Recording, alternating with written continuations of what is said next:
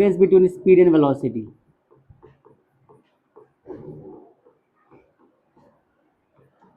Difference between speed and velocity. कम से कम 3-4 पॉइंट तो आपको आ रहा ही चाहिए, एग्जाम में कई बार आते हैं डिफरेंस वाइज के बारे में। ठीक है, देखो ये मान लेते हैं हम स्पीड, ये कौन सा मान लेते हैं, वेलोसिटी। जब क्वेश्चन ट्राई करेंगे तो अच्छे समझ में आपको आ जाएगा, फिलहाल अभी देख लो। पहला point, it is a total path length,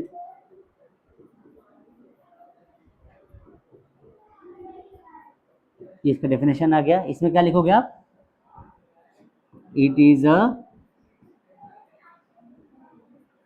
shortest distance between initial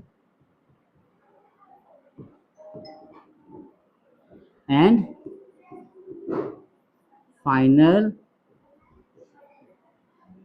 position. ये बात समझ में आ गई, पहला पॉइंट। दूसरा पॉइंट क्या बनेगा इसमें, दूसरा पॉइंट लिख सकते हैं, it is a scalar quantity, it is a scalar quantity. इसमें क्या हो जाएगा, it is a vector quantity. इसमें तीसरा पॉइंट क्या हो जाएगा बताओ, what could be the third point, ये इंपॉर्टेंट पॉइंट है, सुनो, इट डिपेंड्स अपॉन डिस्टेंस। ये किस पर डिपेंड करता है, it depends upon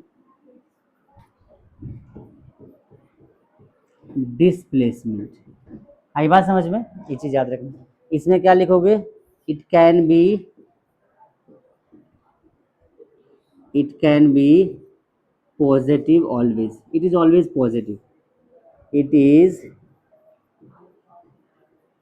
always positive. इसमें क्या लिखोगे, it can be negative, positive and zero as well.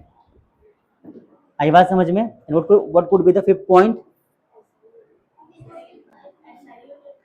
ऐसा इन दोनों का सेम हो जाता तो डिफरेंस में नहीं आता कभी, वो याद रखना। डिनोटेड बाई वी, ये कैसे होता है, डिनोटेड बाई वी एरो। आई बात समझ में, ये फर्क है दोनों में।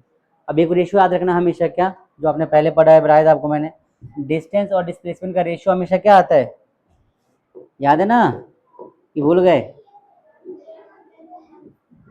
हमें पता है कि डिस्टेंस जो होता है वो ग्रेटर देन इक्वल टू क्या होता है, डिस्प्लेसमेंट।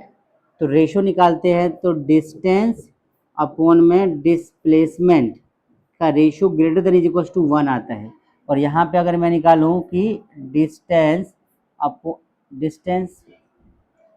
इज हमेशा always greater than equal to displacement होगा, तो डिस्प्लेसमेंट अपॉन में डिस्टेंस की अगर मैं बात करूं तो less than is equal to 1 होता है। ये डिफरेंस एग्जाम में कई बार आता है, प्लीज अब ध्यान में रखिएगा इस चीज को।